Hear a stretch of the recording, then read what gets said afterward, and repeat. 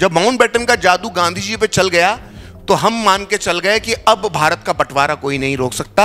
और उस शाम को भी गांधी जी बंटवारे का विरोध नहीं करते, ना वो अनशन का ऐलान करते हैं, ना वो किसी आंदोलन का ऐलान करते हैं, और वो एक तरह से बंटवारे पे सहमति लगा देते हैं। सरदार पटेल गुस्से में उठकर खड़े हुए और उन्होंने गांधी को देखकर कहा कि मैं यहां रुककर क्या करूंगा जब बापू ने हिंदुओं के चेहरे पर कालिख मलने का फैसला कर लिया है। वो अदनंगा फकीर जो एक खादी की धोती और खादी की एक चद्दर डालकर दुनिया की सबसे ताकतवर सत्ता जो लंदन में टेम्स नदी के किनारे बैठी हुई थी उससे टकरा सकता है, दुनिया के सबसे ताकतवर नेता विंस्टन चर्चिल से टकरा सकता है, वो गांधी क्या पटेल और नेहरू से नहीं टकरा सकते थे? क्या जिस राष्ट्र ने उनको राष्ट्रपिता कहा उसी राष्ट्र के लिए उन्होंने अपना आखिरी अनशन किया था? सरदार पटेल का एक भाषण है 6 जनवरी 1948 का कलकत्ता में। यकीन मानिए वो ऐसा भाषण है कि अगर आज वो भाषण कोई व्यक्ति दे दे तो वो भारत का सबसे सांप्रदायिक आदमी कहलाएगा।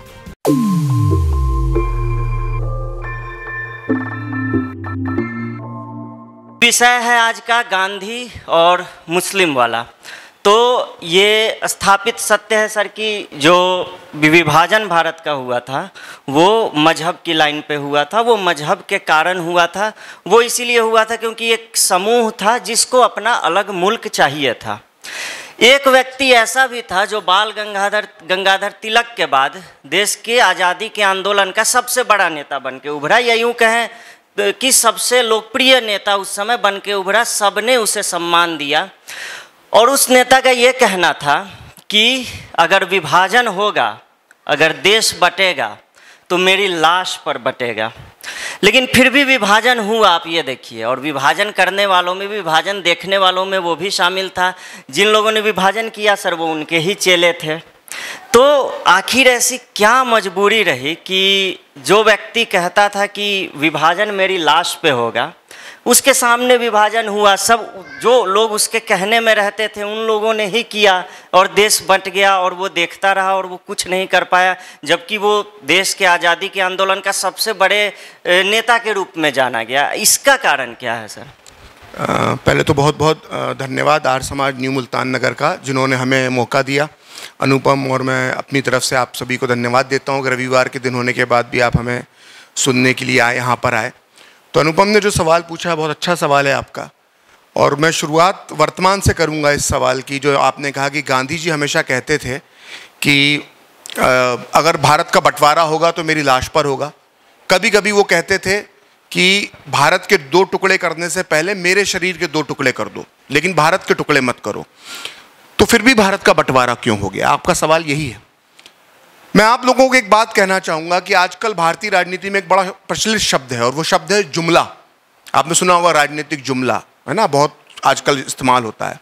तो मैं कहना चाहूँगा कि भारतीय राजनीति में अगर कोई पहला जुमला था तो वो यही था कि पाकिस्तान मेरी लाश पर बनेगा। इससे बड़ा जुमला कुछ हो नहीं सकता, क्योंकि गांधी जी के अगर हम पूरे इस बयान का अध्ययन करें, मैंने काफ़ी हद तक कोशिश भी की है, तो हम थोड़ा सा अगर पहले जाएं, अगर हम जाते हैं कि अगर हम मार्च 1940 में जाएं तो मार्च 1940 में लाहौर डिक्लेरेशन जो मोहम्मद अली जिन्ना ने और मुस्लिम लीग ने पारित किया था, जिसे हम आम बोलचाल की भाषा में पाकिस्तान की घोषणा कहते हैं, तो वो मार्च 1940 में जिन्ना ने पाकिस्तान की मांग रखी। और गांधी जी की जो मृत्यु होती है वो होती है 30 जनवरी 1948 को। तो करीब करीब 7.25 साल हम अगर मोटा मोटी पकड़ ले तो 8 साल गांधी जिंदा रहे। और गांधी 8 साल जब तक जिंदा रहे तब तक, खासकर 15 अगस्त 1947 तक, वो प्रतिदिन ये कहते रहे कि पाकिस्तान बनाने से पहले मेरे शरीर के 2 टुकड़े कर दो या पाकिस्तान मेरी लाश पर बनेगा। अब मैं इसको जुमला क्यों कहता हूँ? मैं जुमला इसलिए कहता हूँ कि गांधी ने ये 50 बार कहा, 100 बार कहा, 1000 बार कहा, लेकिन जब ये कहना चाहिए था कि पाकिस्तान मेरी लाश पर बनेगा, तब गांधी जी ने चुप्पी साध ली। मिसाल के तौर पर जब भारत का बंटवारा बिल्कुल तय हो गया, हिंदू मुस्लिम दंगे इतने ज़्यादा हो गए और अंग्रेज़ों का भी पक्ष नज़र आने लगा पाकिस्तान में, तो इसको हम थोड़ा सा, अगर हम अबुल कलाम आज़ाद को हम बीच पर लेकर आए, तो अबुल कलाम आज़ाद जो गांधी जी के बड़े सहयोगी, बड़े करीबी थे, और उन्होंने इंडिया विंस फ्रीडम नाम से एक अपनी आत्मकथा लिखी है। तो वो उनके शब्दों में बताता हूँ। आप अबुल कलाम आज़ाद की तो सच्चाई पे कोई सवाल नहीं उठा सकता ना, मुस्लिम, पहले वो भी कांग्रेस के धर्मनिरपेक्ष है ना, अध्यक्ष भी रहे। तो भाई जो सेकुलर समाज है, जो मैं सेक्युलर को मैं सेकुलर बोलता हूँ, तो ये जो सेकुलर समाज है ये अक्सर अबुल कलाम आज़ाद का बड़ा उदाहरण देता है। तो अगर हम अबुल कलाम आज़ाद की पुस्तक का सहारा लें तो हम ये पाएंगे, खुद अबुल कलाम आज़ाद ने लिखा कि जब मैं मार्च 1947 के आखिरी में गांधी जी से मिला तो गांधी जी विभाजन का विरोध कर रहे थे और कह रहे थे कि विभाजन मेरी लाश पर होगा। लेकिन जब मैं अप्रैल के पहले हफ्ते में मिला तो गांधी जी के स्वर बदल गए थे और वो कहीं ना कहीं विभाजन के लिए सहमत नजर आने लगे थे। तो ये हो गई मार्च अप्रैल की बात। उसके बाद मई का महीना आता है, देश भर में विभाजन की चर्चा हो जाती है और तय हो जाता है कि माउंटबेटन जो है उस वक्त लंदन चले जाते हैं, क्योंकि वो विभाजन का जो पूरा मसौदा उन्होंने तैयार किया था उसके हस्ताक्षर उन्हें वहाँ की ब्रिटेन की सरकार से चाहिए होते हैं, इसलिए वो मसौदा पास करवाने के लिए ब्रिटेन में होते हैं। तो भारत में बड़ी हलचल होती है। गांधी जी प्रतिदिन वहाँ पर उस समय दिल्ली में आ चुके थे और ये झंडेवालान जो एक जगह है वहाँ पर एक वाल्मीकि मंदिर होता है, वहाँ पर वो रुका करते थे और वहाँ पर वो रोज़ शाम को प्रार्थना सभा करते थे। उस प्रार्थना सभा के सारे भाषण मैंने पढ़े और मैं आपको बता रहा हूँ 20 मई 1947 के बाद के भाषण। तो 20 मई 1947 के बाद जो भाषण गांधी जी देते हैं अपनी प्रार्थना सभा में, वो कहीं ना कहीं विभाजन का समर्थन करते हुए दिखाई देते हैं, या वो दोषारोपण हिंदुओं पर भी करना शुरू कर देते हैं। वो कहते हैं कि सिर्फ मुसलमानों ने तो पाकिस्तान नहीं मांगा, पाकिस्तान तो हिंदू और सिख भी मांग रहे हैं। तो वो इस तरह की भाषा शैली उनकी हो जाती है, वो टोन डाउन करना शुरू कर देते हैं विभाजन के मुद्दे को। फिर आ जाती है 2 जून, तब तक माउंटबेटन इंडिया आ चुके हैं और 3 जून को 2 और 3 जून को एक बैठक होने वाली होती है जिसके अंदर विभाजन पर मोहर लगने वाली होती है। उस बैठक में कांग्रेस मुस्लिम लीग के नेता शामिल होने वाले होते हैं। तो पूरे देश को ये उम्मीद होती है कि गांधी जी जो 2 जून का जो प्रार्थना सभा है उसमें इसके विरोध में कुछ बोलेंगे, लेकिन आश्चर्यजनक तौर पर गांधी जी उस प्रार्थना सभा में विभाजन पर बोलते ही नहीं है। तो जो व्यक्ति रोज कहता था, मंत्र की तरह जाप करता था कि पाकिस्तान बनाने से पहले मेरे 2 टुकड़े कर दो, विभाजन मेरी लाश पर होगा, पाकिस्तान मेरी लाश पर बनोगा, वो कहे, अगर मैं बहुत बोलचाल की भाषा में कहूँ किसी को तकलीफ ना हो, तो गांधी जी ने मुंह में दही जमा लिया था 2 जून को। फिर 3 जून को जब ये बैठक होती है और विभाजन पर मोहर लगा दी जाती है मुस्लिम लीग और कांग्रेस द्वारा, तो गांधी जी 12 बजे मिलने पहुंचते हैं। माउंटबेटन उनको भी मिलने बुलाते हैं वाइसरॉय हाउस में, जो उसको आज हम राष्ट्रपति भवन के नाम से जानते हैं। उस दिन गांधी का मौन व्रत होता है, सोमवार को वो मौन व्रत रखते थे। तो माउंटबेटन बड़े खुश होते हैं, चलो भाई आज इस आदमी का मौन व्रत है, अब तो मैं बच गया। लेकिन जब गांधी पहुंचते तो पर्चे पे जिसको पुर्जा कहते थे, उस पर्चे पर एक तरह से सहमति दे देते हैं। माउंटबेटन ने वो पुर्जा जो है संभाल के रखा, आज भी लंदन के अंदर माउंटबेटन डॉक्यूमेंट्स के अंदर वो पड़ा हुआ है। और शाम को गांधी जी जब प्रार्थना सभा में आते हैं तब वो फिर विभाजन पर हिंदुओं को दोषारोपण करते हैं और रात में 8 बजे आकाशवाणी से मोहम्मद अली जिन्ना और जवाहरलाल नेहरू और सरदार बलदेव सिंह जो है विभाजन की घोषणा कर देते हैं। अब 4 जून आती है। 4 जून की सुबह दोपहर में 11-12 बजे एक प्रेस कॉन्फ्रेंस करते हैं माउंटबेटन। उस प्रेस कॉन्फ्रेंस में गांधी जी के बेटे देवदास गांधी भी होते हैं और देवदास गांधी संपादक होते हैं हिंदुस्तान टाइम्स के। तो देवदास गांधी कुछ बड़े आले टेढ़े सवाल माउंटबेटन से पूछते हैं तो माउंटबेटन घबरा जाता है। माउंटबेटन को लगता है कि आज शाम को अगर बेटा इतने सवाल पूछ रहा है तो इसका पिता मोहनदास करमचंद गांधी आज कोई बड़ा ऐलान कर सकता है बंटवारे के खिलाफ। तो माउंटबेटन डर जाते हैं। तो माउंटबेटन फिर शाम को 4 बजे गांधी जी को मिलने बुलाते हैं और गांधी जी को समझाने में वो कामयाब होते हैं कि जो आप चाहते थे वही तो मैंने किया है भाई, हिंसा हो रही, इसी हिंसा को रोकने के लिए मैं कर रहा हूं। और गांधी जी सहमत हो जाते हैं। तो माउंटबेटन का जो पर्सनल जो मीडिया एडवाइजर होता है एलन जॉनसन कैंपबेल, उसने एक पुस्तक लिखी है मिशन विद माउंटबेटन। उसमें पेज नंबर 131 पर कैंपबेल लिखते हैं कि जब मोहिनी जिसको कहते हैं ना जादू, जब माउंटबेटन का जादू गांधी जी पे चल गया तो हम मान के चल गए कि अब भारत का बंटवारा कोई नहीं रोक सकता। और उस शाम को भी गांधी जी बंटवारे का विरोध नहीं करते, ना वो अनशन का ऐलान करते हैं, ना वो किसी आंदोलन का ऐलान करते हैं, और वो एक तरह से बंटवारे पे सहमति लगा देते हैं। तो ये स्थिति बन जाती है। तो लेकिन गांधी जी जब अनशन का ऐलान नहीं करते तो कुछ युवा होते हैं जिनको ये बुरा लगता है और वो अनशन का ऐलान कर देते हैं। एक उसमें युवा दंपत्ति रहता है, वो वाल्मीकि मंदिर के बाहर बैठ जाता है धरने पर, अनशन पे। तो गांधी जी उनको कहते हैं कि तुम्हें अनशन करने का हक ही नहीं है, अनशन तो अंतरात्मा की आवाज से किया जाता है। तो मतलब सारी अंतरात्मा की आवाज हमारे गांधी जी के पास थी, किसी आम व्यक्ति के पास अंतरात्मा की आवाज नहीं थी। तो उसको वो अनशन नहीं करने देते हैं और उसका इतने उल्हाने, इतने ताने, इतनी बेइज्जती, इतना अपमान करते हैं उस युवा दंपत्ति का कि बेचारे वो भी अनशन तोड़ देते हैं। तो ना गांधी ने कभी बंटवारे के खिलाफ अनशन किया, ना दूसरों को करने दिया। मैं यहां पर एक सवाल पूछना चाहता हूं सभी। मैं तो जानता हूं कि आर्य समाज से जुड़े जितने लोग होते हैं बड़े तर्कशील लोग होते हैं, इसलिए जब अंकुर भाई ने मुझे यहां पे मिलने बुलाया तो थोड़ा मैं झिझका। भले ही वो कह रहे थे, मैं पहली बार में मान गया, लेकिन आर्य समाजियों के साथ जो मेरा अनुभव है, बड़े तर्कशील लोग होते हैं। तो मैं एक सवाल तर्क के आधार पर यहां पर उठाना चाहता हूं कि गांधी जी ने आजादी के पहले करीब 15, 16, 17 अनशन किए। कभी अनशन किया उन्होंने अंतरात्मा की आवाज पे, कभी उन्होंने अनशन किया ईश्वरीय प्रेरणा से। बहुत छोटी छोटी बातों में अनशन किए। एक ट्रेन डिरेल हो गई, शक किया कि ये क्रांतिकारियों ने डिरेल किया होगा इस ट्रेन को, तो अनशन कर दिया। कई अनशन तो ऐसे थे कि मालूम ही नहीं पड़ता था कि गांधी जी ने अनशन क्यों किया। मिसाल के तौर पर जो पुणे के आगा खान महल में, उसको मैं जेल नहीं मानता, वो महल था, आगा खान महल में जो अनशन किया था उसकी तो वजह ही नहीं मालूम है। तो वो गांधी जो 15, 16, 17 बार आजादी के पहले अनशन कर चुके थे, उन्होंने विभाजन जैसे बड़े मुद्दे पर अनशन क्यों नहीं किया? इस सवाल का जो सवाल है ये स्वयं आपको अपने आप से पूछना चाहिए। कई बार तो सर ऐसा भी होता था कि बकरी का दूध भी त्याग देते थे। हाँ, उन्हें अभी हम आगे उस पर अगर मौका मिला तो चर्चा करेंगे। तो इस तरह के अनशन उन्होंने किए, लेकिन बंटवारे के मुद्दे पे नहीं किया।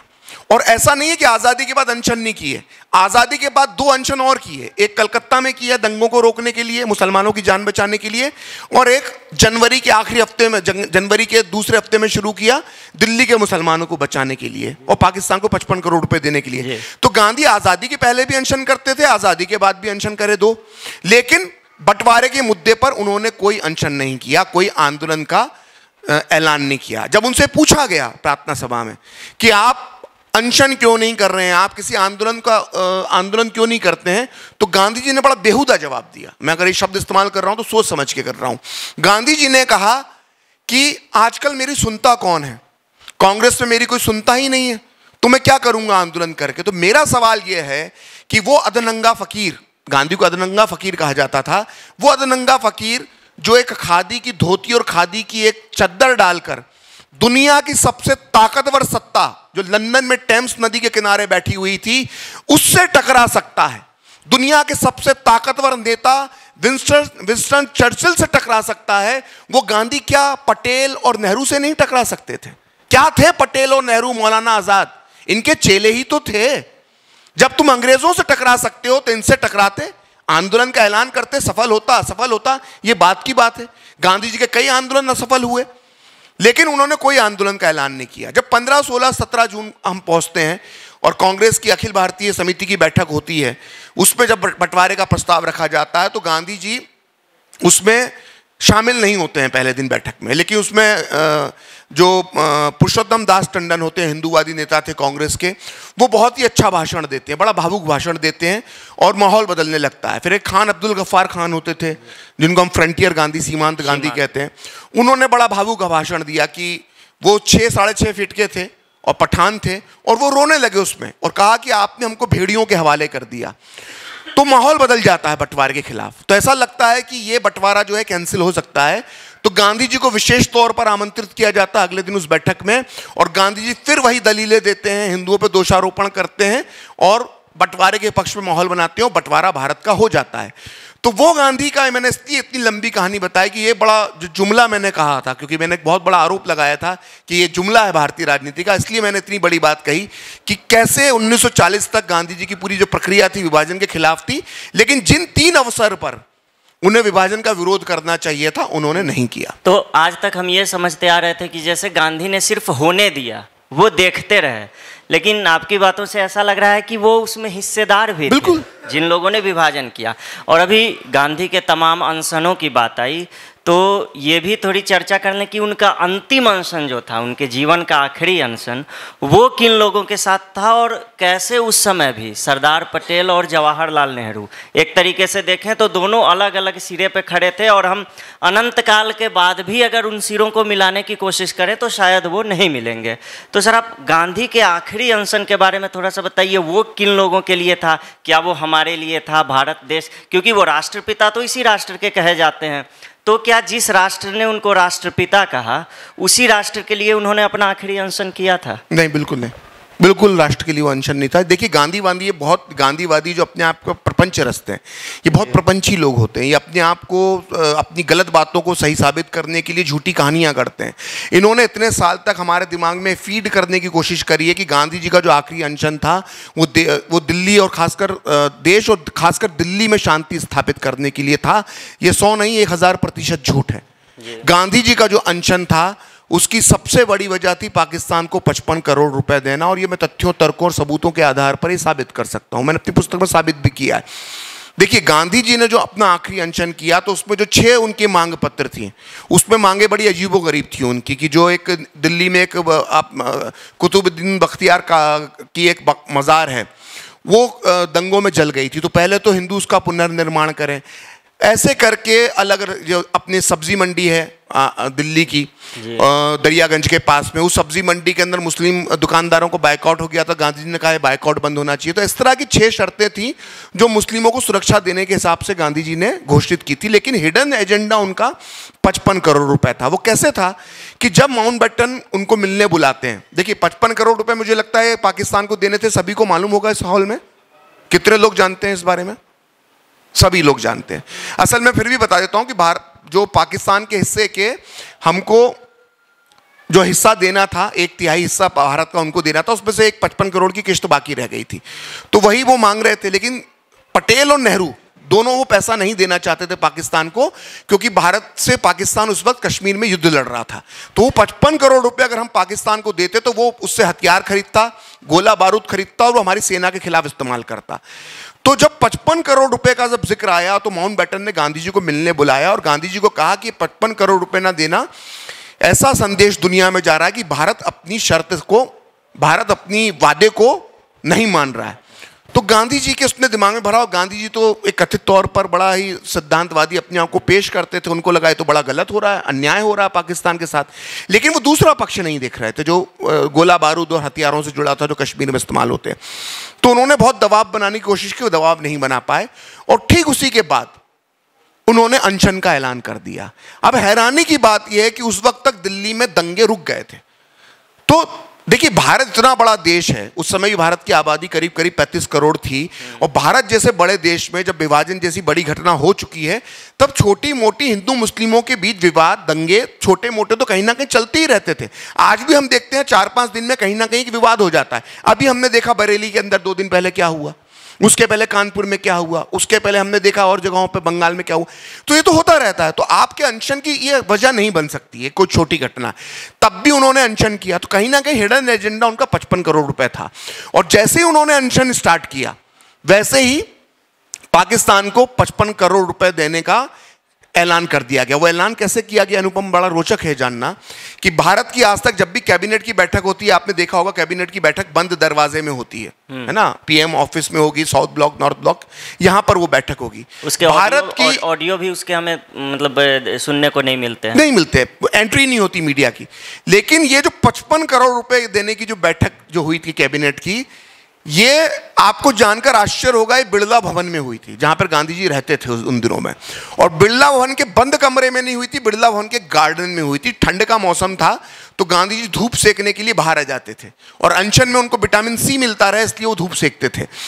तो गांधी जी बिस्तर पर, खाट पर लेटे हुए थे बिड़ला भवन में, और भारत का पूरा कैबिनेट नेहरू सरकार का खड़ा हुआ था आसपास गोल घेरा लगाकर, और वहां पर उन्होंने यह फैसला लिया कि पाकिस्तान को 55 करोड़ रुपए दिए जाएंगे। लेकिन अनुपम, वो जो कैबिनेट थी उसमें एक व्यक्ति शामिल नहीं था। उस बैठक का उसने बहिष्कार कर दिया था। उस बैठक का नाम था लौह पुरुष, उस व्यक्ति का नाम था लौह पुरुष सरदार पटेल। वो क्यों किया था वो किस्सा जो आपने दूसरा, इसी सवाल में दूसरा सवाल पूछा कि सरदार पटेल और गांधी के रिश्ते कितने खराब हो गए थे। तो सरदार पटेल और गांधी के रिश्ते अंतिम समय में बहुत खराब हो चुके थे। अगर मैं उदाहरण दूं तो सरदार पटेल का एक भाषण है 6 जनवरी 1948 का कलकत्ता में। यकीन मानिए वो ऐसा भाषण है कि अगर आज वो भाषण कोई व्यक्ति दे दे तो वो भारत का सबसे सांप्रदायिक आदमी कहलाएगा।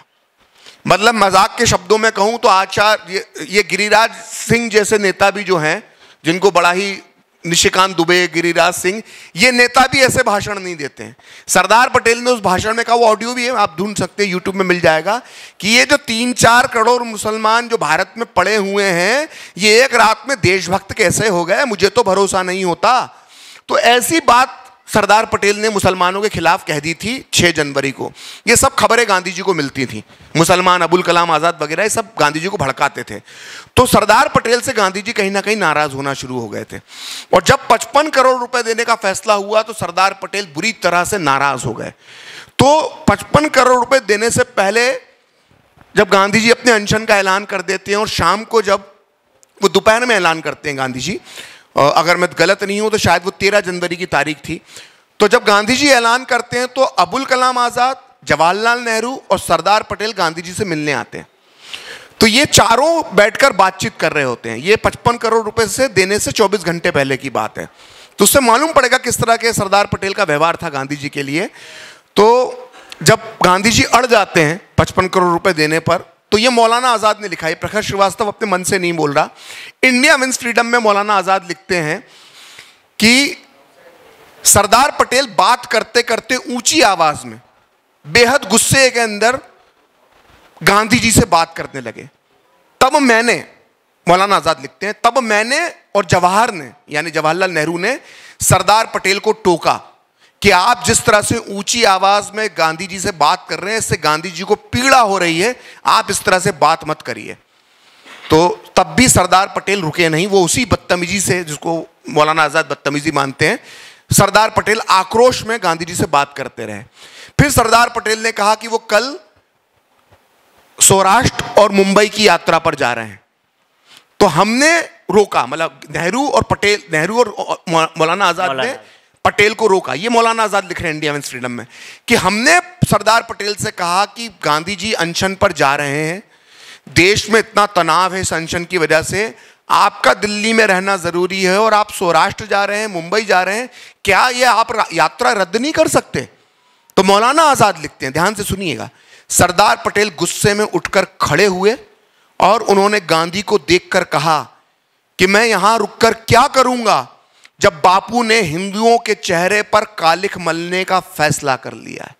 तो इतनी बड़ी बात उस व्यक्ति ने कही जिसे को कहते हैं कि वो सरदार पटेल गांधी जी के शिष्य थे, चेले थे। और ये बात जो मैंने कही है कि सरदार पटेल के हिसाब से बताया है कि उन्होंने कहा कि हिंदुओं के मुंह पे कालिख मल रहे हैं गांधी इस अनशन के माध्यम से, ये पूरी दुनिया में संदेश जा रहा है कि हिंदुओं के रहते हुए भारत में मुसलमान सुरक्षित नहीं है, इसलिए ये बात कही। और यही बात गांधी जी के बेटे ने कही थी, रामदास गांधी ने। और ये बात खलीकुज्जमा चौधरी ने पाथवे टू पाकिस्तान एक पुस्तक लिखी, उसमें है। खलीकुज्जमा चौधरी जो थे वो पाकिस्तान के बहुत बड़े नेता थे, लखनऊ के रहने वाले थे, यहीं से वो पाकिस्तान गए थे और बाद में पाकिस्तान बनने के बाद मुस्लिम लीग के पहले अध्यक्ष बने जिन्ना के बाद। उन्होंने पाथवे टू पाकिस्तान में लिखा है कि जब वो एक बार गांधी जी से मिलने गए तो गांधी जी ने उनको एक चिट्ठी आगे कर दी, और जब वो चिट्ठी पढ़ी तो चिट्ठी रामदास गांधी की थी, और रामदास गांधी ने कहा कि आप हिंदुओं के लिए अभिशाप हैं। तो गांधी का बेटा खुद यह मानता था कि उसके पिता जो है वो हिंदुओं के लिए अभिशाप है।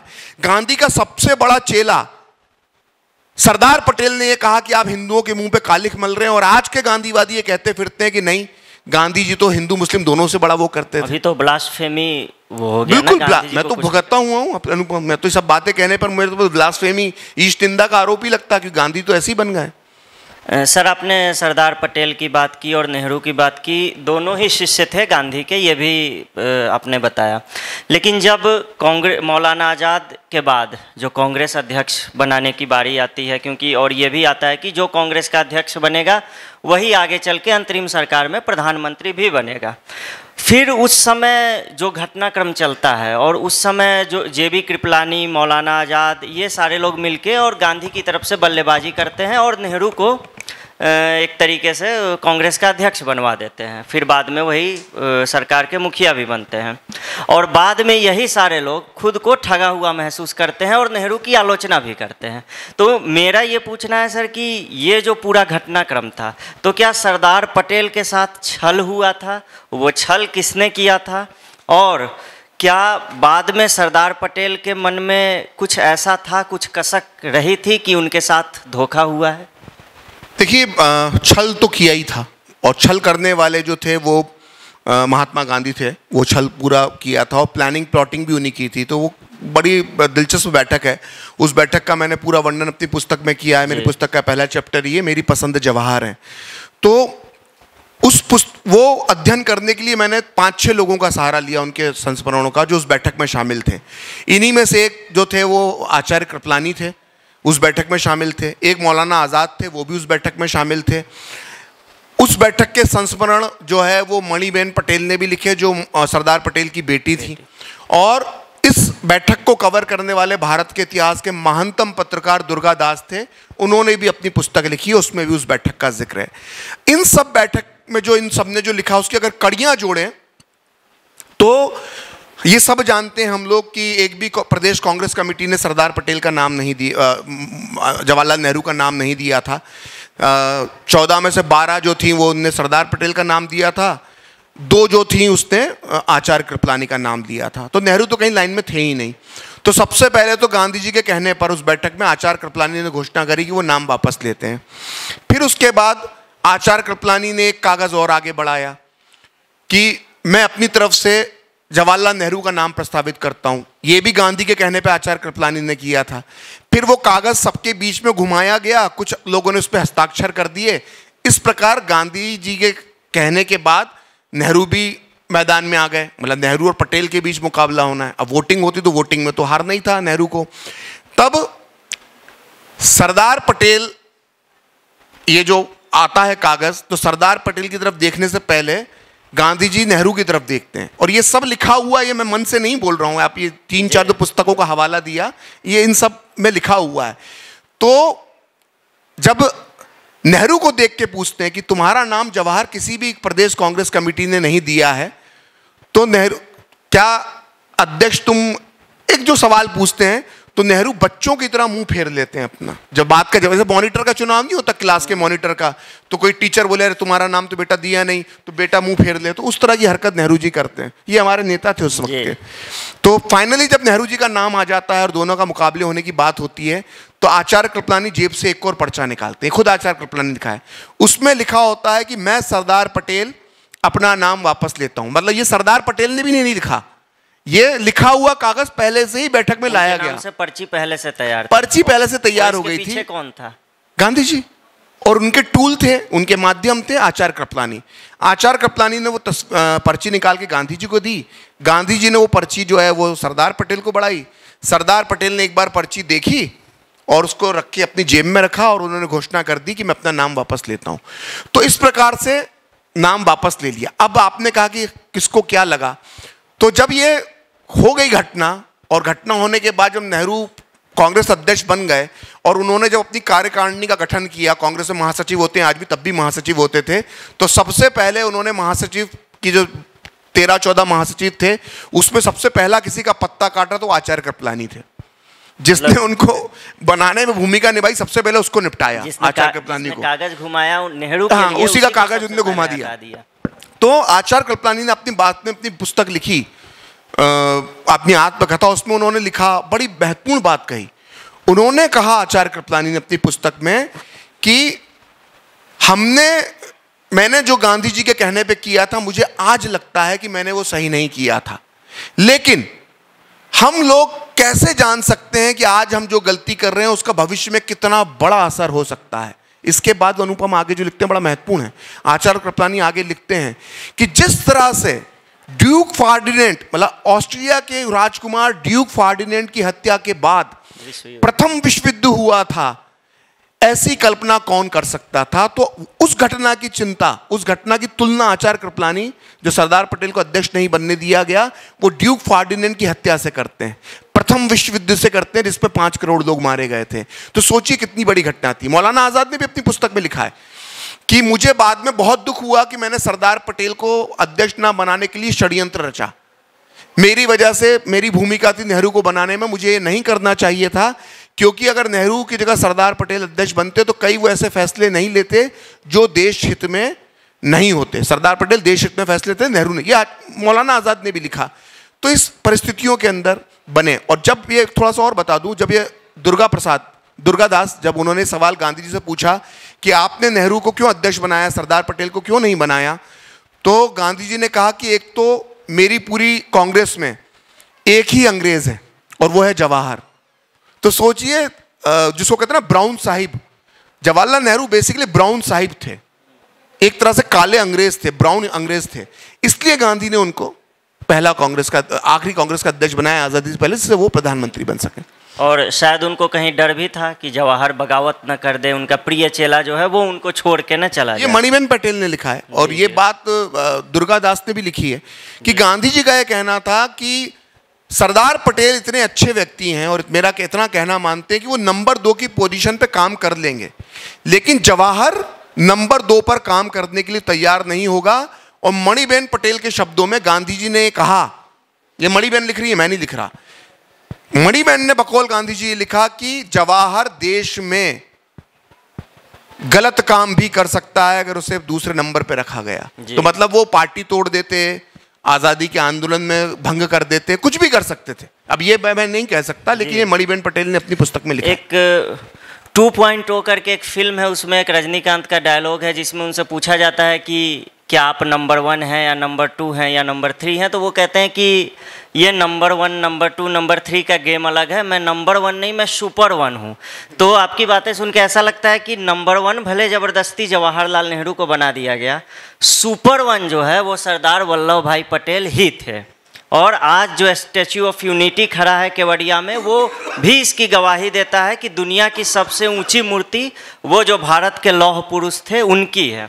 सर, तो विभाजन पर एक अंतिम ये चर्चा कर लेते हैं विभाजन वाले टॉपिक को लेकर। तो उसमें यह है कि आजकल एक गिरोह है जो संविधान माथे पे रख के नाचता है, और एक तो कुछ लोग लाल वो संविधान पॉकेट में रख के भी घूमते हैं। तो आजकल हर बात में टीवी डिबेट्स भी मैं देखता हूं तो प्रवक्ताओं में एक होड़ सी लगी रहती है, मैं बड़ा अम्बेडकरवादी, तुमने अम्बेडकर का अपमान किया। सरनेम को लेकर भी कह दिया जाता है तुम्हारा सरनेम फला फला है तो मतलब तुमने अम्बेडकर का अपमान किया, तुम बाबा साहब के विरोधी हो।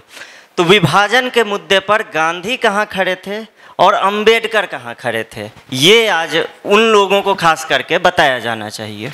देखिए, डॉक्टर अम्बेडकर को लेकर बड़ी भ्रांतियां हैं, उनके समर्थकों के अंदर भी भ्रांतियां हैं, उनको नापसंद करने वालों के बीच में भी भ्रांतियां हैं। तो ये बड़ा उनके साथ एक तरह से कह सकता हूँ कि अन्याय डॉक्टर अम्बेडकर के साथ हुआ। मैं आज आर्य समाज के मंदिर में बैठा हुआ हूँ, मैं यहाँ पर एक बात कहना चाहता हूँ। हम डॉक्टर अम्बेडकर की जो छवि बनाते हैं वो ऐसी बनाते हैं कि वो एंटी हिंदू या सवर्ण जो समाज के लोग होते हैं उनके खिलाफ थे। मैं यहाँ पे आर्य समाज से जुड़ी एक बात डॉक्टर अम्बेडकर की बताना चाहता हूँ कि डॉक्टर अम्बेडकर ने जो अपनी पुस्तक लिखी है पाकिस्तान अथवा भारत का विभाजन, उसके अंदर वो आर्य समाज के जो नेता, जो उस समय जो बड़े मशहूर हस्तियां थी आर्य समाज से जुड़ी हुई, चाहे वो महाशय राजपाल थे, स्वामी श्रद्धानंद जी, परम श्रद्धेय स्वामी श्रद्धानंद जी थे, इन सब की जो जिहादियों द्वारा जो हत्याएं की गई, इसके ऊपर बोलने वाले भी डॉक्टर अम्बेडकर थे। वो अपनी पुस्तक में लिखते हैं कि जब आर्य समाजियों की जब ये हत्याएं हो रही थी तब गांधी जी चुप रहे, गांधी जी को तब इस कट्टर मानसिकता के खिलाफ बोलना चाहिए था, वो चुप रहे। तो ऐसा नहीं है, जो छवि उनकी बनाई जाती है, असल में डॉक्टर अम्बेडकर को मानने वालों ने भी उनको नहीं पढ़ा है पूरी तरह से। तो डॉक्टर अम्बेडकर का ये मानना था विभाजन को लेकर, बड़े उनने जो भविष्यवाणी की वो एकदम सही साबित हुई। 1940 से 45 के बीच में लिखी थी और 2 बार उन्होंने वो पुस्तक लिखी, पहले 1941 में लिखी और फिर उसमें संशोधन करके 1945 में फिर उसकी दूसरा संस्करण आया। उस पुस्तक में 2-3 भविष्यवाणियां, तो बहुत बड़ी पुस्तक है, आचार्य अंकुर ने भी इस पे शोज बनाए हैं, वो भी इसको बहुत बेहतर तरीके से जानते हैं। तो मैं बहुत उसमें कम शब्दों में बताना चाहूँगा कि डॉक्टर अम्बेडकर ने जो एक बात कही, सबसे पहली बात कही कि उनका पॉपुलेशन का एक्सचेंज होना चाहिए, मतलब पूरी तरह से जनसंख्या की अदला बदली होना चाहिए। उनका कहना था कि पूरे मुसलमानों को पाकिस्तान भेजो और पाकिस्तान के सारे हिंदुओं को भारत लाओ। तो देखिए, पाकिस्तान में आज मुल्तान नगर, न्यू मुल्तान नगर में हूँ। ये न्यू मुल्तान नगर क्यों नाम है? ये न्यू मुल्तान नगर इसलिए है कि मुल्तान के हिंदू यहाँ पर आकर बसे होंगे, उन्होंने इस जगह का नाम न्यू मुल्तान नगर रखा अपनी उन यादों को जीवित रखने के लिए। तो ऐसे कर करके पूरे पाकिस्तान से हिंदुओं को भेज दिया गया, लेकिन हमारे यहाँ तो दामाद बना के रख लिया। तो डॉक्टर अम्बेडकर चाहते थे कि पूरे मुसलमान पाकिस्तान जाएं और पूरे हिंदू भारत आएं। उन्होंने इसके पीछे तर्क भी दिया, वो तर्कशील व्यक्ति थे। उन्होंने तर्क ये दिया कि जब तक ये दोनों देश एक मजहब एक धर्म के नहीं होंगे तब तक इनकी सांप्रदायिक स्थिति सुधरेगी नहीं। मिसाल के तौर पर पाकिस्तान में सांप्रदायिक स्थिति मजहब जो मतभेद है वो हिंदू मुसलमान नहीं है, वहां पे मतभेद क्या है, देवबंदी, बरेलवी, शिया, सुन्नी, अहमदिया, ये सब है। भारत में मतभेद सांप्रदायिक है। तो गांधी, अंबेडकर का यह कहना था, डॉक्टर अंबेडकर का, कि जब तक भारत एक धर्म का देश नहीं बनेगा तब तक भारत में सांप्रदायिक समस्या रहेगी। यह सही साबित हो रहा है अनुपम। एक बात उन्होंने और कही, उन्होंने कहा कि भारत के मुसलमान कभी भी किसी हिंदूवादी सरकार को अपनी सरकार नहीं मानेंगे। यह आज हम 2014 से 2025 तक 11 साल में प्रतिदिन महसूस करते हैं कि वो मोदी सरकार को अपनी सरकार नहीं मानेंगे। तो डॉक्टर अंबेडकर का ये विशुद्ध रूप से मानना था कि जनसंख्या की अदला बदली हो। और ये प्रपोजल बहुत कम लोग जानते हैं, जिन्ना ने भी नेहरू को दिया था। अच्छा, जिन्ना ने एक प्रपोजल दिया, ये बात है सितंबर 1947 की, जब भारत आज़ाद हो गया था, पाकिस्तान भी बन गया था। तो जिन्ना ने ये प्रपोजल दिया कि बहुत हिंसा हो रही है दोनों तरफ, तो हम सरकारी स्तर पर ही अदला बदली कर लेते हैं जनसंख्या की। तो इस प्रपोजल को देने के अगले दिन नेहरू की प्रेस कॉन्फ्रेंस थी दिल्ली में। तो एक पत्रकार ने सवाल पूछा कि जिन्ना ने ये प्रपोजल दिया है, आप इस बारे में क्या कहते हैं? तो जवाहरलाल नेहरू ने कि नहीं, ये प्रपोजल तो बहुत ही किसी काम का नहीं है, ये तो बहुत खर्चा आएगा, इससे तो हमारी अर्थव्यवस्था बिगड़ जाएगी, इससे शांति भी भंग हो जाएगी। अरे भाई, कैसे अर्थव्यवस्था बिगड़ जाएगी? जिस पाकिस्तान से आने वाले हिंदुओं ने तो इस देश की अर्थव्यवस्था में सबसे बड़ा योगदान दिया है। कितने नाम गिनाऊं जिन्होंने भारत में अपनी हवेलियां छोड़कर आए थे और जिन्होंने जमीन से उठकर आसमान तक का सफर तय किया, भारत को कहां से कहां पहुंचा दिया। क्या उनके आने से अर्थव्यवस्था बिगड़ जाती? और आ तो गई ना। जिहादियों ने तो एक एक करके, आज बचे ही कितने हिंदू हैं पाकिस्तान में, और आज भारत में ही कई पाकिस्तान बन गए। और सबसे बड़ी बात है, आपने जो कहा कि अगर जनसंख्या की अदला बदली होती तो भारत में एक तो सांप्रदायिक समस्या नहीं रहती, और दूसरा उसका हमें ये लाभ मिलता कि आज जो एक बड़ा तबका, जो आज भी मुस्लिम पॉपुलेशन 14% के आसपास भारत में अगर हम मान लें, वो तो अलग अलग संख्या आती है, 14% हम आधिकारिक मान लें, तब भी जो लाभार्थी हैं सरकारी योजनाओं के वो 35% से ज़्यादा हैं। तो 14% आबादी जो है वो सरकार के 35% जो गरीबों के लिए जो स्कीम है उसमें उसका लाभ ले रही है। तो कम से कम ये बर्डन तो सरकार पे नहीं होता। मैं तथ्यों पे बात कर रहा हूँ, मैं कोई ऐसी बात नहीं कह रहा कि किसी को लगे मैं किस बिल्कुल, ये तो फैक्ट बात है ना। तो ये भी समस्या हमारे साथ नहीं रहती। तो ये सब नहीं किया गया, दूरदृष्टि का अभाव था। लेकिन डॉक्टर अंबेडकर की हम बात मानते तो आज ये स्थिति हमारे सामने नहीं होती। ये सारी फैक्ट बातें हैं, क्योंकि मुर्शिदाबाद में जो भी हुआ वो भी हमने देखा है, कैराना में जो हुआ था वो भी हमने देखा है, कश्मीर तो 50 साल से देख ही रहे हैं, और बिहार के सीमांचल में जो स्थिति है, जिस बिहार से मैं आता हूँ, वो भी हम लोग देख ही रहे हैं। सर, ये तो थोड़ी राजनीतिक बातें थी कि विभाजन कैसे हुआ, क्या हुआ। अब लेकिन विभाजन तक हम पहुँचे कैसे? विभाजन के लिए कौन से हथकंडे अपनाए गए? और कलकत्ता में जो हुआ खास करके, वहाँ पर एक व्यक्ति ऐसा बैठा हुआ था जिसके हाथ में पूरा प्रशासन था। एक व्यक्ति जो पुलिस कंट्रोल रूम में बैठकर ये तय करता था कि मुसलमान और हिंदू हैं तो मुसलमानों को बचाया जाएगा और हिंदुओं पर कार्रवाई की जाएगी। उसके हाथ में पूरी सत्ता थी, वो एक तरीके से शहंशाह था बंगाल का, और उसने अपने हिसाब से वहाँ पे जो भी नरसंहार था वो मचाया। और ये सब कुछ सर गांधी के रहते हुए हुआ, और गांधी पहुँचे भी वहाँ पे। तो ये जो कलकत्ता किलिंग, आजकल वो बंगाल फाइल्स फिल्म आई है, तो इसके कारण भी फिर से वापस चर्चा में है कि कलकत्ता में क्या हुआ था, क्या भयावह दृश्य था, कैसे एक औरंगजेब के समय ऐसा हुआ था कि वो डेक्कन में सर बैठा हुआ था। उसने आदेश किया, उसके पास खबर पहुंची कि राजा राम जाट हैं, वो बहुत विद्रोह का बिगुल उन्होंने फूंक दिया है और मुगल जो है दिल्ली में वो संकट में है। औरंगजेब ने एक फरमान जारी किया कि राजा राम जाट का सिर काट के और सिर कलम कर दिया जाए। उसके बाद वो सिर काट दिया जाता है राजा राम जाट का, और फिर वो सिर डेक्कन ले जाया जाता है और औरंगजेब के सामने पेश किया जाता है। क्या सर ऐसा ही कुछ बंगाल में भी ऐसा ही कुछ दृश्य देखने को मिला था, या ऐसा ही कुछ हुआ था? अगर ये सही है तो फिर जो 1400 साल पहले था, जो 300 साल पहले था, वो अब भी था। तो सर आपसे ये जानना चाहेंगे कि बंगाल में, कलकत्ता में खास करके वो क्या हुआ और गांधी के रहते कैसे हो गया? देखिए, बुरा मत मानेंगे, आप मेरे छोटे भाई हैं तो मैं आपको बोल सकता हूँ, आपने भी वही गलती करी जो 99% भारतीय करते हैं जी। वही गलती करी जो विवेक अग्निहोत्री ने बंगाल फाइल्स में करी है। मैंने हालांकि बंगाल फाइल्स नहीं देखी, लेकिन मैंने सुना है जब डायरेक्ट एक्शन डे हुआ तब गांधी जी कलकत्ता नहीं गए।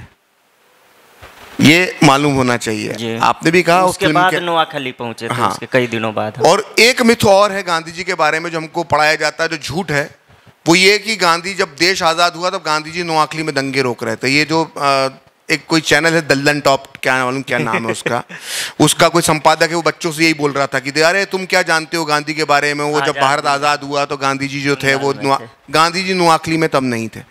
गांधी जी के बारे में एक मिथ है, तो जब डायरेक्ट एक्शन डे होता है और सोहरावर्दी, मेरा सर ये पूछना था, गांधी के देश में रहते हुए हाँ, ये चीजें जो है ये हो सकता है गांधी के रहते हुए देश में, ये आपका सवाल मैं आपको सही मानता हूं। तो गांधी के देखिए क्या हुआ, जब डायरेक्ट एक्शन डे हुआ, सोहरावर्दी का आपने जिक्र किया कैसे हिंदुओं का नरसंहार करवाया, तो डायरेक्ट एक्शन डे जब हुआ तो गांधी जी की प्रतिक्रियाएं बड़ी तेजी से आती थी। लेकिन डायरेक्ट एक्शन डे जब होता है तो ये होता है 16 अगस्त को। तो मैंने भाई 16 अगस्त की शाम का भाषण निकाला। देखिए तब तक तार भारत में तार हो चुके थे, तार जो हम कहते हैं डाक खाने बन चुके थे, तार होते थे, ट्रंक कॉल की व्यवस्था थी, आकाशवाणी होता था, बीबीसी उस समय भारत में सुना जाता था, घर घर में रेडियो थे, ऐसा नहीं था कि रेडियो नहीं थे। तो ये दंगा हुआ तो खबर 24 घंटे में तो पूरे भारत को मालूम पड़ गई होगी। ऐसा भी कोई ऐसा नहीं था कि कोई खबर कलकत्ता में हुई तो दिल्ली में मालूम नहीं पड़ी। कलकत्ता तो बहुत बड़ा शहर था, भारत की पूर्व राजधानी थी, तो खबर सब तक पहुंच गई थी 17 तक कि कलकत्ता में हिंदुओं के खिलाफ दंगा हो चुका है। गांधी जी ने जो पहली प्रतिक्रिया दी वो पूरे 7 दिन बाद दी, और वो भी ये दी कि मैं इस मुद्दे पर मौन ही रहूं तो ज्यादा ठीक है। फिर उन्होंने एक जगह पर कहा कि अगर कलकत्ता के सारे हिंदू अपना बलिदान दे देते तो भारत की जो एकता है वो अमर हो जाती। फिर उन्होंने, मैंने पूरे भाषण पढ़े उनकी प्रार्थना सभा के उस वक्त के, वो कभी उसमें कभी कश्मीर की समस्या पे बोलते थे, कभी वो कपास की समस्या पे बोला, एक जगह पे नमक पे बोला, एक जगह पे डॉक्टरों के किसी आंदोलन पे बोला, जामिया के 25 साल पूरे हुए उस पर उन्होंने बोला। लेकिन कलकत्ता जैसे बड़े विषय पर डायरेक्ट एक्शन डे पर उन्होंने नहीं बोला। पहली प्रतिक्रिया हरिजन अखबार में छपती है 30 अगस्त के आसपास, तब पूरे भारत को मालूम पड़ता है कि गांधी क्या कह रहे हैं, तब वो वही बोलते हैं कि हिंदुओं को बलिदान दे देना चाहिए था।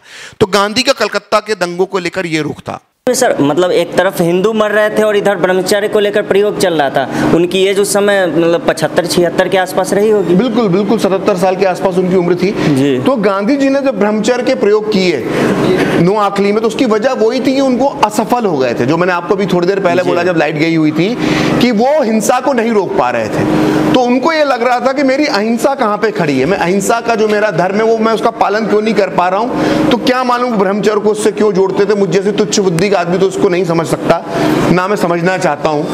तो गांधी जी ने वो ब्रह्मचर्य के प्रयोग मनुबेन के साथ किए, और गांधी जी को लेकर खुशफुसाहट शुरू हो गई थी कि वो अपनी पोती के साथ रुकते हैं, रात में उसी के साथ सोते हैं। तो ये बातें उस वक्त गांधी के कैंप से बाहर निकलना शुरू हो गई थी, और गांधी के कैंप में भी आपस में विरोध इसको लेकर होता था। इसको लेकर मैं जो बोलता हूं उस पर विश्वास मत कीजिए। आप निर्मल कुमार बोस की लिखी माय डेज विद गांधी पढ़िए, वो नोआखली में गांधी जी के साथ मौजूद थे, वो गांधी जी के पीए की भूमिका निभा रहे थे। और गांधी जी के टाइपिस्ट हुआ करते थे दशरथ जी, वो दक्षिण भारत के तमिलनाडु के रहने वाले थे, तमिल ब्राह्मण परिवार से वो आते थे। उनने जब ये सब प्रयोग होते हुए देखे तो वो गांधी जी की नौकरी छोड़कर ही चले गए। उसके बाद वो कभी गांधी जी से मिले भी नहीं जीवन में। उसी तरह से निर्मल कुमार बोस, डॉक्टर निर्मल कुमार बोस बहुत बड़े एंथ्रोपोलॉजिस्ट हुए हैं वर्ल्ड के, उन्होंने माय डेज विद गांधी लिखी, उसके अंदर उन्होंने बड़ा विरोध किया कि ये प्रयोग नहीं करने चाहिए थे। तो जब ये बात मनुबेन ने अपनी डायरी में लिखी, और डायरी नेशनल आर्काइव में पढ़ी है, चाहे तो आप टिकट कटा के जाएं, थोड़ा सा 50 रुपए फीस लगती है, आप जाएंगे आपको डायरी दे दी जाएगी, आप डायरी पढ़ सकते हो, उसकी फोटोकॉपी भी ले सकते हैं। मैंने वो डायरी देखी है मनुबेन की, हालांकि गुजराती में लिखी हुई है, लेकिन चूंकि मैं इंदौर शहर से आता हूं तो थोड़ी थोड़ी गुजराती में समझता हूं। तो उस डायरी के अंदर मनुबेन ने लिखा है कि जब गांधी जी ने कह दिया कि वो मेरे साथ ब्रह्मचर्य के प्रयोग कर रहे हैं, तो पूरे भारत से हजारों हजार चिट्ठियां जो हैं वो हमें लानतें भेजते हुए आने लगी। और ठक्कर बापा करके गांधी जी के एक बड़े करीबी मित्र होते थे जी। वो जब समझाने गांधी जी को आए कि आप ये सब पतित कार्य मत करो, तो अपने साथ वो भी 5000 चिट्ठियां लेकर आए। और चिट्ठियों की भाषा ऐसी थी कि मनुबेन ने कहा कि वो अगर चिट्ठियां मैं पढ़ लेती तो शायद जाने मेरा क्या होता।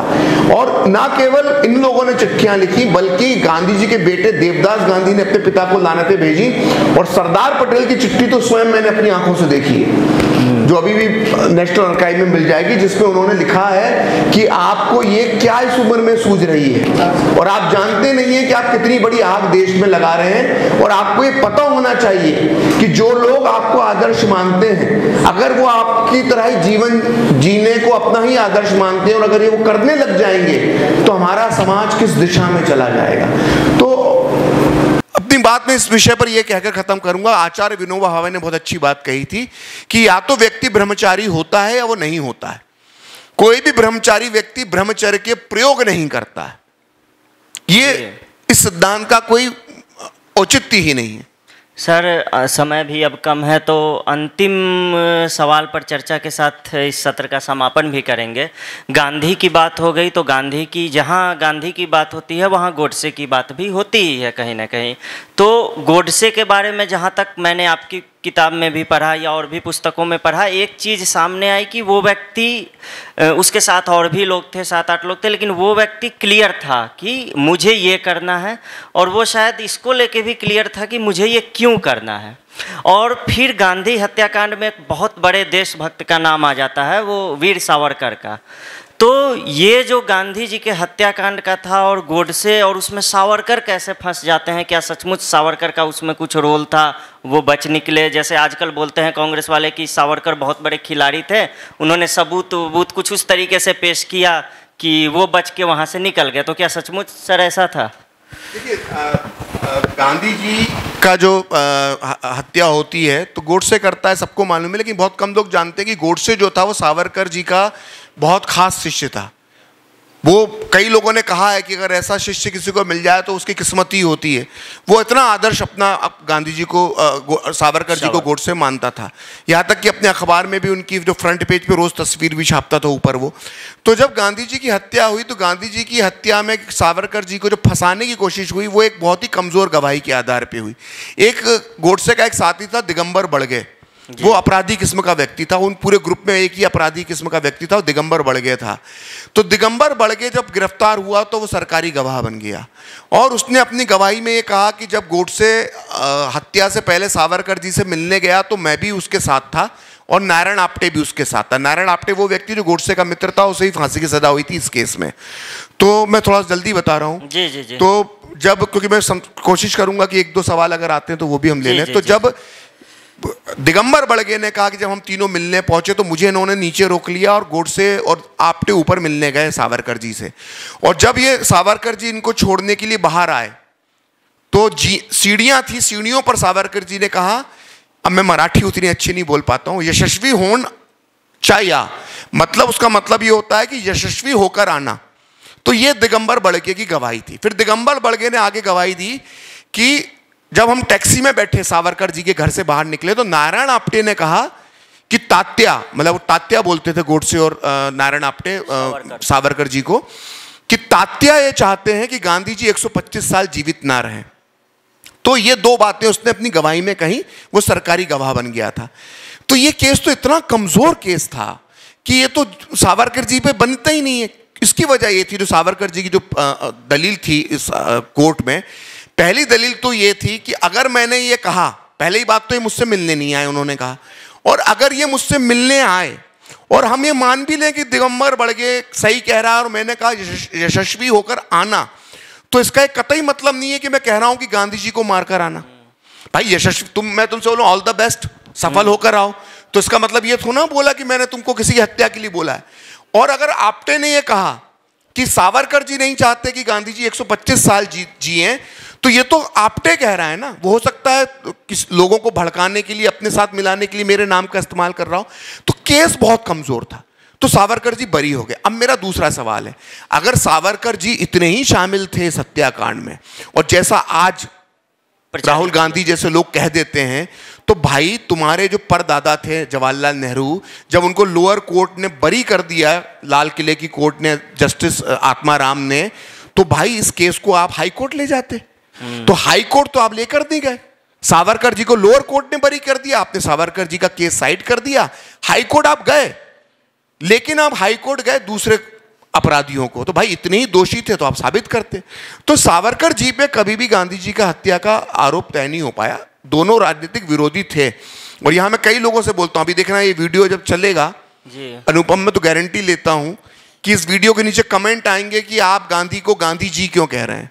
तो मैं ऐसे लोगों को ये कहना चाहता हूँ कि वीर सावरकर गांधी जी के ये कट्टर वैचारिक विरोधी थे, लेकिन एक स्मृति पुष्पे नाम की एक पुस्तक लिखी गई है वीर सावरकर की, सावरकर के जीवन पे। उसमें उनके बारे में लिखा गया है, उनके एक सहयोगी ने जो बहुत लंबे समय तक सावरकर जी के साथ रहे, उन्होंने लिखा है कि पीठ पीछे भी जब वीर सावरकर गांधी जी की बात करते थे तो वो गांधी जी ही कहते थे।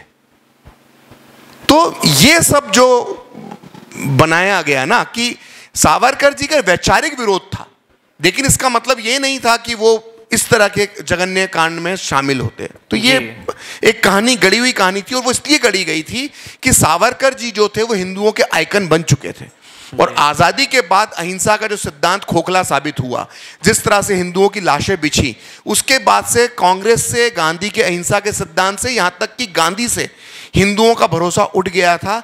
ऐसे में हिंदुत्व का विचार उत्थान की तरफ था, सावरकर जी का नाम उत्थान की तरफ था, आरएसएस का नाम ऊंचाई पे पहुंच रहा था, और हिंदू महासभा का नाम ऊंचा पहुंच रहा था।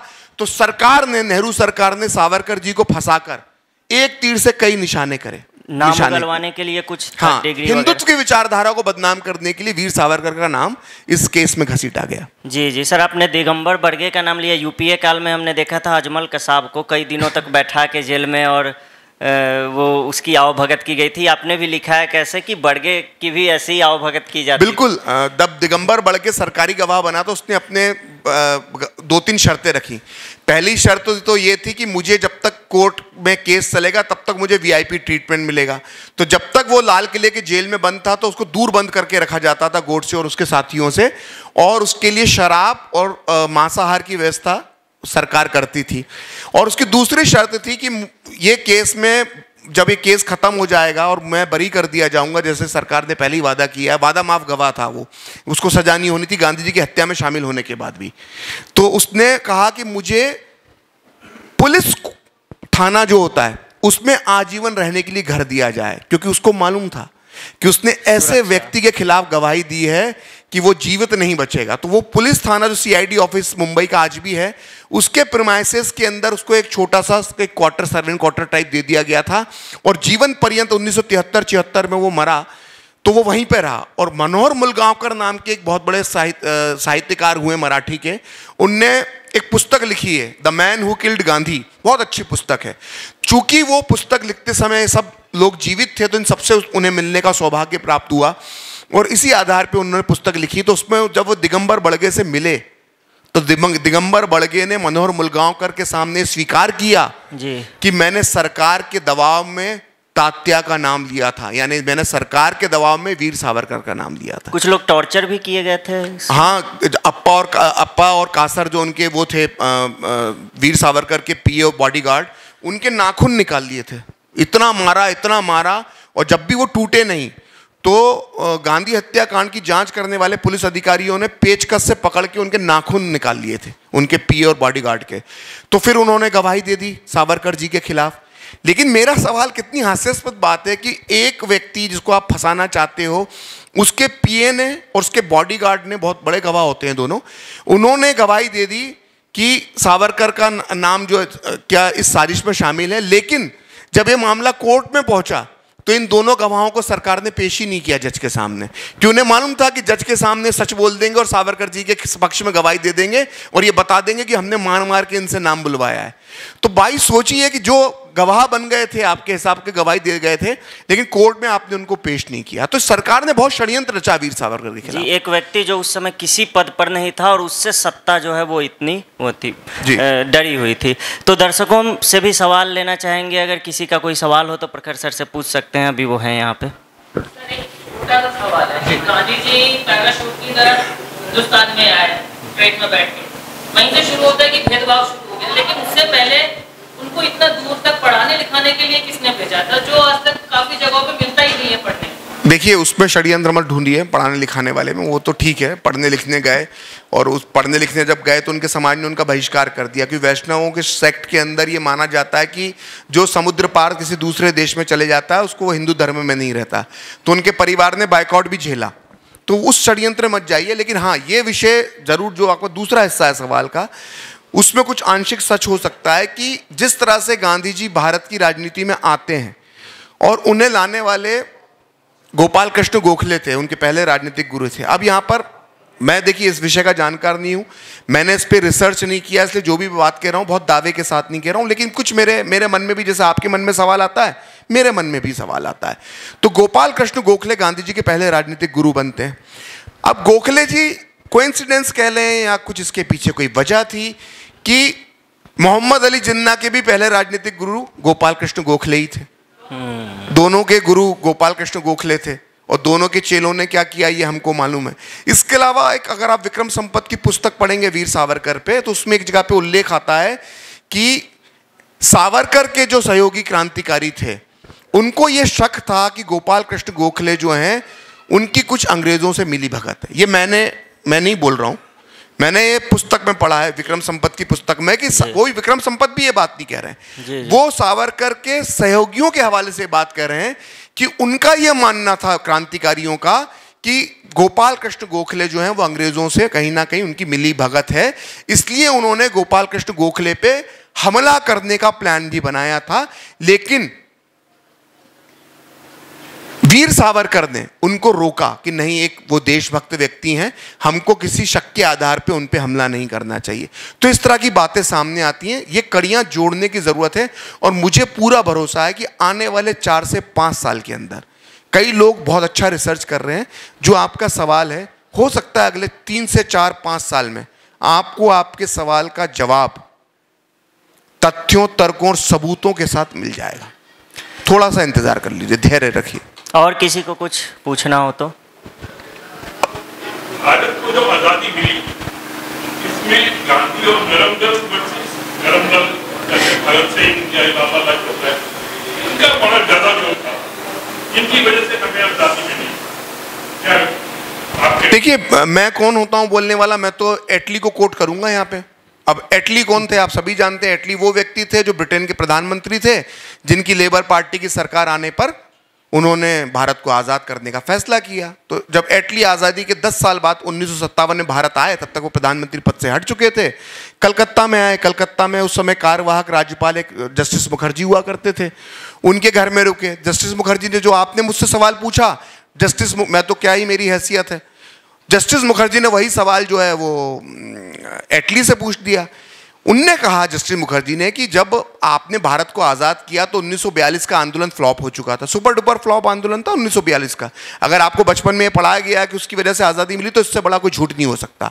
सुपर डुपर फ्लॉप आंदोलन भारत छोड़ो आंदोलन था। खैर, तो जब यही बात जस्टिस मुखर्जी ने उनसे कही, तो उन्होंने कहा, आपने भारत को क्यों आज़ाद किया?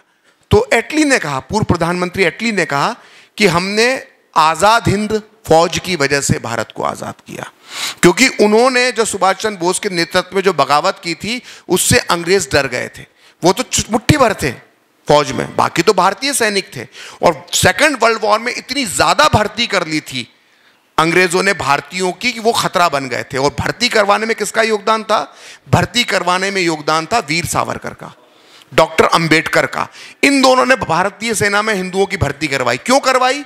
क्योंकि उनको मालूम था कि भारत जब आज़ाद होगा तब यही सेना हिंदुओं की रक्षा करेगी, क्योंकि मुसलमान सैनिक जो हैं वो तो पाकिस्तान चले जाएंगे, ये हिंदू सैनिक ही भारत की रक्षा करेंगे तो करेंगे। तो भारत की सेना में इतने हिंदू युवक थे कि अंग्रेज डर गए।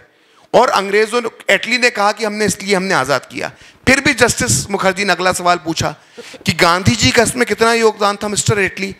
तो एटली ने कहा, अपने शब्दों को चबाते हुए, मिनिमल, कम से कम योगदान। तो ये एटली का, ये मेरे शब्द नहीं है। तो आपने जो सवाल मुझसे पूछा, वो सवाल जस्टिस मुखर्जी ने एटली से पूछा था। एटली ने जो जवाब दिया था, वो जवाब मैंने आपको एटली के शब्दों में बता दिया। और कड़ियाँ जोड़ने पर यह सही भी साबित होती है, क्योंकि बंगाल में जिन लोगों ने नरसंहार किया, उसमें कई पूर्व सैनिक थे, पठान वठान सारे बुलाए गए थे। और अब मैं उसमें क्या ही कहूँ, मैं तो ये भी कहता हूँ, मैं बहुत फैक्ट है कि जब भारत पे जो हमला होता है 1947 के बाद कश्मीर में, कबायली जो करते हैं, तो वो कबायली कौन थे? वो कबायली सब सेकेंड वर्ल्ड वॉर के पूर्व सैनिक थे जो हमला करने के लिए भारत पर आए थे। जी हाँ जितेंद्र जी। सर बार बार सोशल मीडिया पे चर्चा होती है गांधी के समर्थन में, कहा जाता है गांधी कभी नहीं चाहते थे इस देश का बंटवारा हो, जिस पर भी हमने चर्चा सुनने करी। वो चाहते थे जिन्ना को प्रधानमंत्री बना दिया जाए, उसको लेकर नेहरू जी से चर्चाएं हुई, बट वो चीजें आगे बढ़ी नहीं। और बार बार जैसे आपने कहा कि मोहल्ला को उन्होंने जिक्र नहीं किया, खिलाफत का जो आंदोलन चला उसको उन्होंने कुछ नहीं कहा, तो उसमें गांधी को जो समर्थक है वो तर्क देते हैं कि गांधी चाहते ही नहीं थे कि भारतीयों के बीच में बंटवारा अंग्रेजों को दिखाई दे, इसलिए वो बार बार मुद्दों को बोलने से ही मना करते थे। देखिए, तर्क नहीं, इसको कुतर्क कहते हैं जो उनके समर्थक देते हैं। गांधी जी ने हिंदू मुस्लिम समस्या पे बहुत बोला है, लेकिन अपनी सहूलियत के हिसाब से बोला है। भाई, उन्होंने अली बंधुओं के घर में जो अनशन किया था, वो किसके लिए अनशन किया था? तो ऐसे बहुत से किस्से जब हिंदू मुस्लिम समस्या पे खूब बोलते थे, उनका प्रिय विषय था हिंदू मुस्लिम समस्या पे बोलना, लेकिन तब भी वो मुसलमानों को आकर्षित नहीं कर पाए। वो मुस्लिमों के पक्ष में बोलने के बाद भी उन्हें आकर्षित नहीं कर पाए। आपका जो दूसरा सवाल था कि बंटवारा रोकने से संबंधित जो सवाल था कि उनके समर्थक ये कहते हैं, दरअसल उन्होंने बंटवारा रोकने के लिए ऑफर दिया था, और ये फैक्ट है, और ये माउंटबेटन ने खुद अपने संस्मरण में लिखा है कि गांधी जब उनसे पहली बार जीवन में मिलने आए तब उन्होंने कहा कि आप जो है वो जिन्ना को प्रधानमंत्री बना दो और जिन्ना को अपने हिसाब से मंत्रिमंडल भी चुनने दो। मतलब आप नेहरू, मतलब कांग्रेस और मुस्लिम लीग का मिला जुला मंत्रिमंडल मत बनाओ, पूरा मुस्लिम लीग का मंत्रिमंडल बना दो। तो बोले कि कांग्रेस मान जाएगी? बोला हाँ, कांग्रेस मेरी बात मान जाएगी। और बोले जब मैं बात जिन्ना को प्रपोजल दूंगा तो जिन्ना क्या कहेगा? तो गांधी जी ने हंसते हुए कहा कि जब आप जिन्ना को बताएंगे तो कहेगा चालाक बुड्ढा। तो ये गांधी जी की बातचीत हुई। जब गांधी जी आए तो उन्होंने ये सुझाव दिया नेहरू और पटेल को, तो नेहरू और पटेल ने साफ साफ मना कर दिया। वो उसकी वजह ये थी कि हमने 1946 में देख लिया था डायरेक्ट एक्शन डे कि वो किस तरह से सूरावर्दी की जब सरकार थी तो कैसे उसने हिंदुओं का नरसंहार किया। तो जब इनके हाथ में सत्ता होती है तो किस तरह से ये नरसंहार करते हैं, डर था। इसलिए ये प्रपोजल जो है नेहरू और पटेल ने नकार दिया। तो ये संभव नहीं होना था और गांधी जी को एक फायदा मिल गया। गांधी जी भी जानते थे कि मेरी बात तो नहीं मानेंगे दोनों।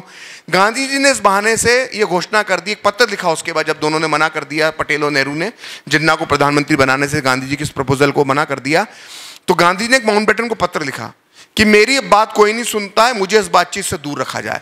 तो गांधी जी की एक इमेज थी कि मुझे कोई बुरा ना बोले, बंटवारा तो हो गई। अब ये तो इतनी तो नेता थे, इतना देश में उनके कहने पे 5 करोड़ लोग उनके पीछे चल पड़ते थे, तो दिमाग तो हम सबसे ज्यादा था उनके पास। बिल्कुल सही बात है, बड़े नेता थे। तो ये तो भाप गए थे कि बंटवारा तो होगा। इस बात को आधार बनाकर उन्होंने अपनी पूरी बातचीत से खुद को दूर कर लिया और वो वहां से बिहार चले गए। बिहार में उस समय दंगे हो रहे थे। और मैं बड़ा दिलचस्प एक बात बताना चाहूंगा, छोटी सी बात है कि ये जो सवाल आप सब जो मुझसे पूछ रहे हो, जनुपम ने इतने पूछे, आपने पूछे, यही सवाल लियोनार्ड मोस्ले, एक ब्रिटेन के बहुत बड़े पत्रकार थे, उन्होंने ये सवाल नेहरू जी से पूछा 1963 में जाके, जहां तक मैं सही हूं तो 63 में, जब बिल्कुल नेहरू जी मरने वाले थे उसके 1 साल पहले, कि आप लोग बंटवारे पे तैयार क्यों हो गए। तो नेहरू जी ने जो जवाब दिया उसमें कई रहस्य भी हैं और कई सवालों के जवाब भी हैं। नेहरू जी ने कहा कि तब तक हम बुढ़े हो चुके थे, मतलब हम तब तक बुढ़े हो चुके थे, अंग्रेजों से लड़ते लड़ते हम थक गए थे। और उसके बाद नेहरू कहते हैं कि और हम जेल जाने से भी डरने लगे थे। जो आज बोलते हैं ना वीर सावरकर को माफी वीर, ये उनको मालूम होना चाहिए कि खुद नेहरू ने कहा 1963 में एक ब्रिटिश पत्रकार को कि हम बंटवारे पे इसलिए सहमत हो गए क्योंकि हम बुढ़े हो गए थे, हम लड़ते लड़ते थक गए थे और हम जेल जाने से डरने लगे थे, और बंटवारे की शक्ल में हमको एक हिस्सा रोकने का रास्ता मिला तो हम उस रास्ते पे चल दिए। और गांधी जी अगर हमें मना करते तो हम शायद वापस से सड़कों पे उतरकर बंटवारे का विरोध करते। तो नेहरू मरने से पहले कह गए कि गांधी जी ने तो हमको मना ही नहीं किया, अगर हमें मना करते बंटवारे के लिए तो हम सड़कों पे उतरते। और गांधी जी कहते हैं कि नेहरू और पटेल मेरी सुनते नहीं थे, इसलिए मैं तैयार हो गया। तो भाई कौन सच बोल रहा है कौन झूठ बोल रहा है ये आप लोग तय करें। कुल मिलाकर ये फुटबॉल खेली इन्होंने आपस में। जी बहुत बहुत धन्यवाद सर। और मैं अंकुर जी का भी धन्यवाद देना चाहूँगा, इतने महत्वपूर्ण सत्र के संचालन का उन्होंने मौका दिया। और प्रखर सर की किताब है हे राम गांधी हत्याकांड की प्रमाणिक पड़ताल, उसमें भी आप लोग बहुत कुछ इससे जुड़े जितने भी सत्य हैं वो आप पढ़ सकते हैं। तो चलिए अब अगले सत्र की तरफ चलते हैं और प्रखर सर को और अंकुर जी को धन्यवाद देते हुए इसका समापन करते हैं। साधुवाद, आपको बहुत बहुत धन्यवाद।